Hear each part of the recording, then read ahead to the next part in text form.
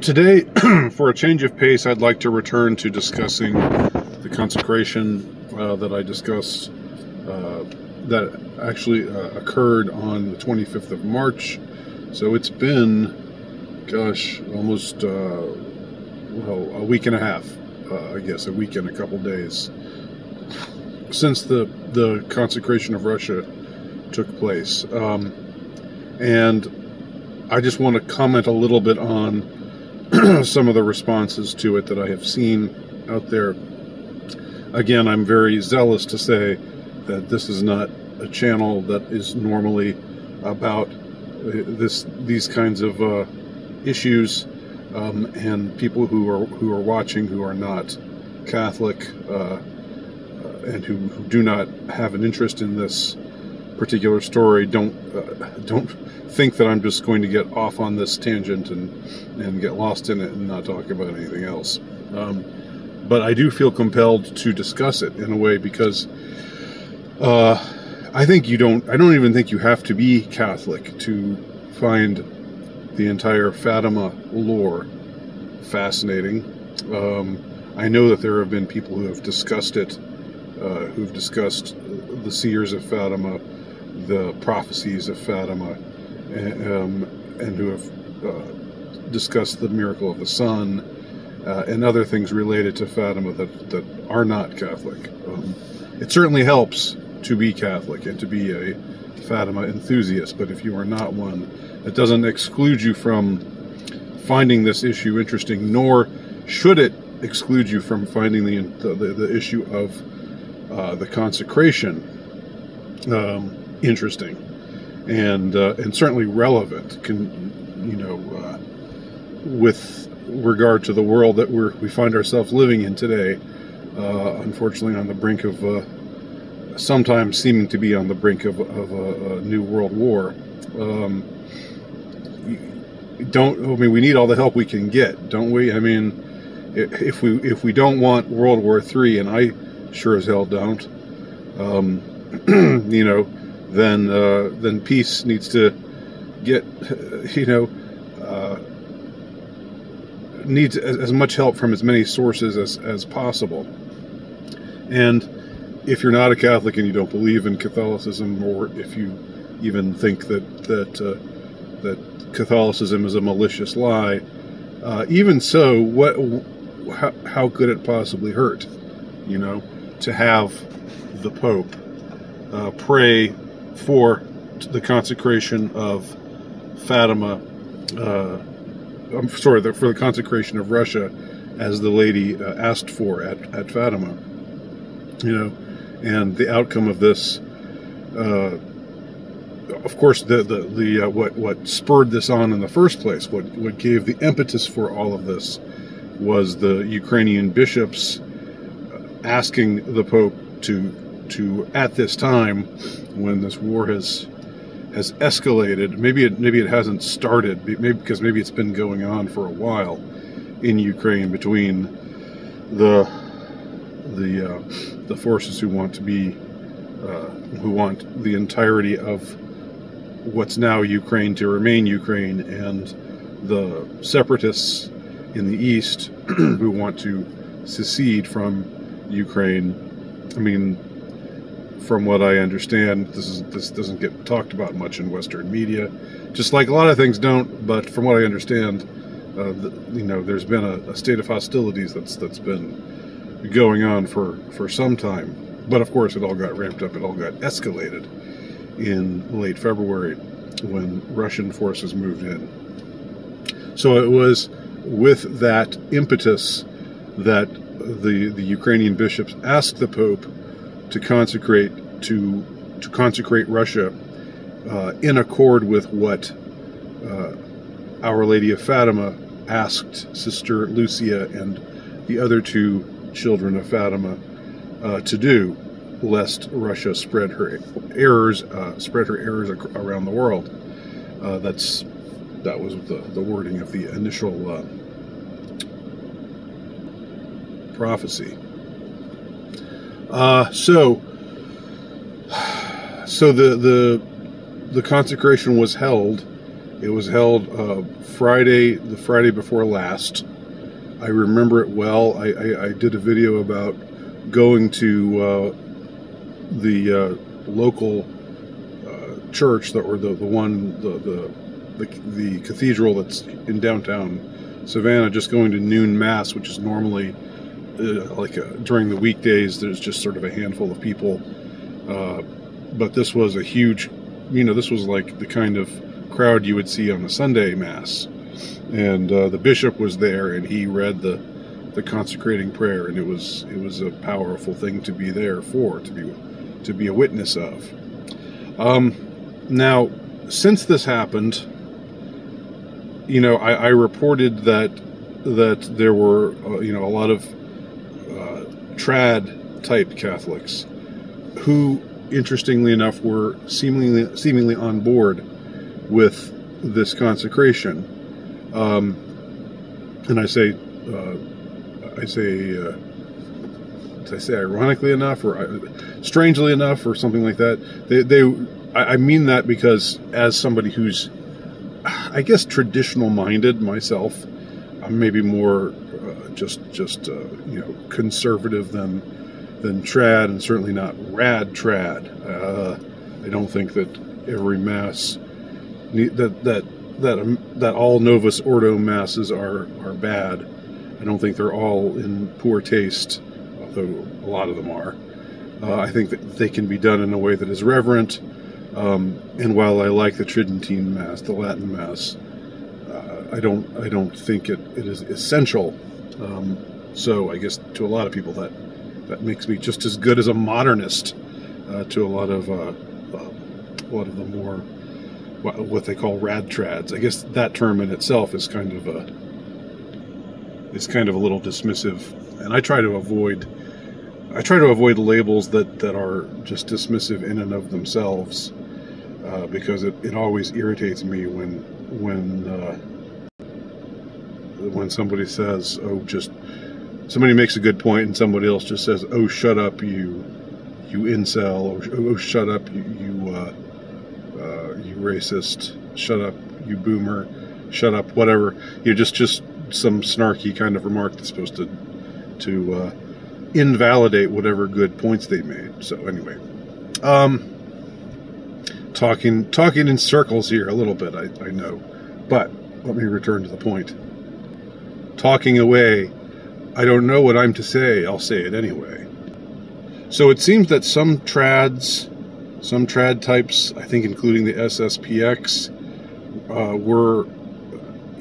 were positive about the consecration performed by Francis, and they took the perspective of that this is a good thing, and they put aside their differences with Francis as a pope, and I've said before a couple times already, he's certainly not my favorite pope by any stretch. I think he's done a rather poor job in the pontificate, as far as I'm concerned.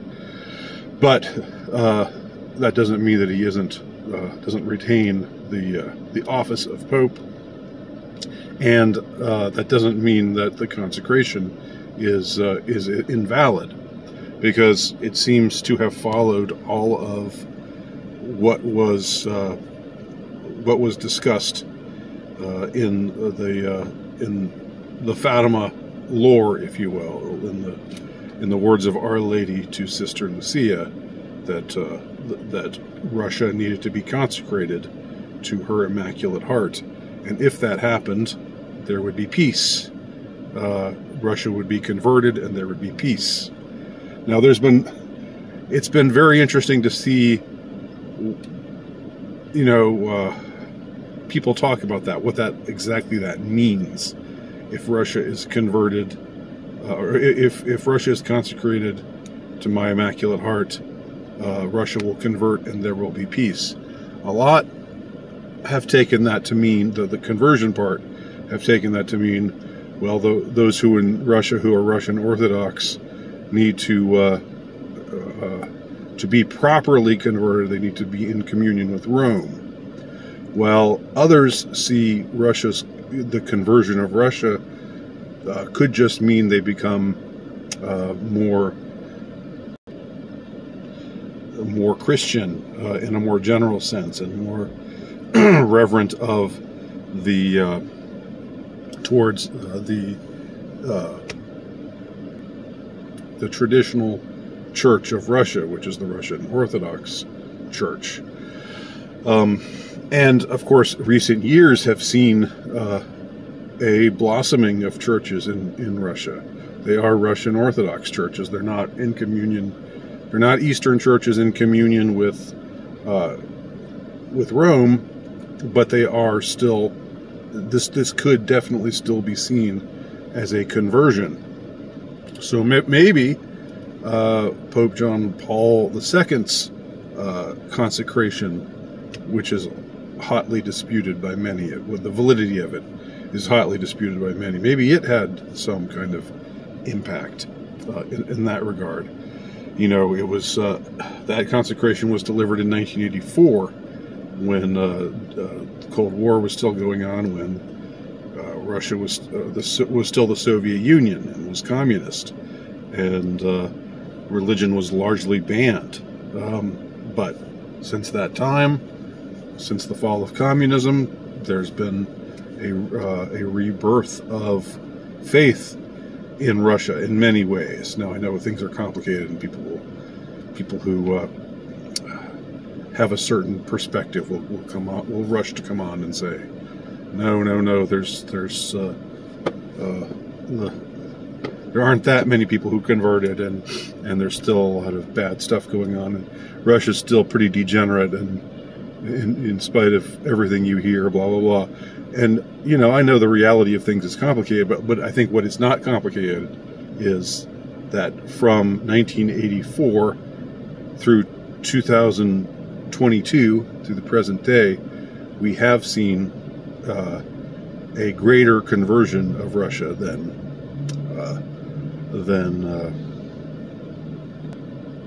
had been the case before. In other words, the momentum towards conversion has been going on. Unless you want to be really hardcore about it and say, no, they've got to just be Catholic, or they've got to, they can still keep their liturgy, but they have to be make peace with Rome and be in communion with Rome, and thus be part of the one Holy Catholic Apostolic Church, which is, that's a different matter. Now, the question of there will be peace. We haven't seen the peace yet. The war in Ukraine still rages on. But I don't know if the idea was that immediately after the consecration was said that peace would occur, or if peace would be a more gradual process. I think it's a little bit of a complicated thing, because on the one hand, we're supposed to know a miracle is true by the fruits of it. And so I don't think one is wrong to ask to see the fruits of this consecration. But I don't know if putting any kind of timetable on those fruits is such a good idea. To me, it's just amazing that it happened at all, because this is something that has been talked about for a while, and especially by Fatima enthusiasts who tend to be more traditionally minded people, that it would happen, and that it would happen under a pope like Pope Francis, I still see as a pretty extraordinary thing. Now, there are some trads out there, I've become aware of this, some trad Catholics, or rad trads. Again, I want to avoid slurs, just because it's just, I don't care for them. I think it short circuits conversation, but if we could just say the rad trad in a way that's not meant to be derogatory, that's just meant to be descriptive of people like the SSPX, or on beyond the SSPX, people who doubt the Pope right now is truly the Pope, who may be sedevacantists, or who think that Pope Benedict is still the actual Pope, because there was something screwy about the means by which Francis was elected Pope. You know, I don't. There's so many weeds one could plunge into there, and I'm not knowledgeable enough to be, to have a commentary on a lot of it. I do find that some of the trad-minded people who are poo-pooing this consecration,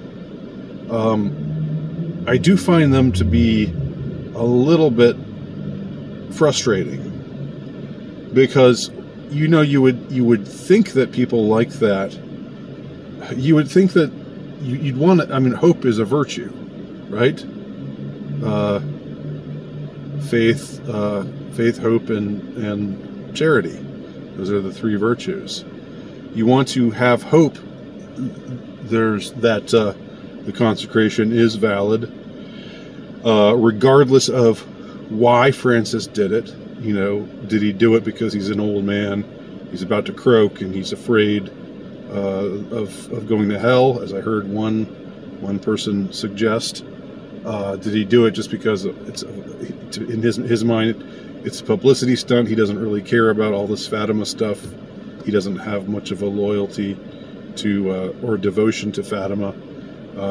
Certainly, I haven't heard him talk about Fatima nearly to the same degree that Pope John Paul II did. But I would just say to the people who just want to talk this consecration down, it seems like for silly reasons, because the prayer, was too long, and they didn't like some of the contents of it. And I said, I read the prayer myself, and I said some of it seemed kind of cheesy, cheesily worded, and yeah, it could have been shorter, but nothing in it was violative of what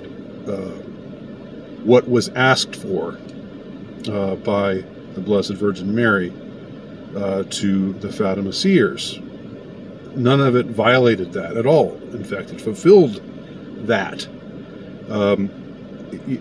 because what was asked for was that Russia be consecrated to her Immaculate Heart. And that's exactly what you see word for word.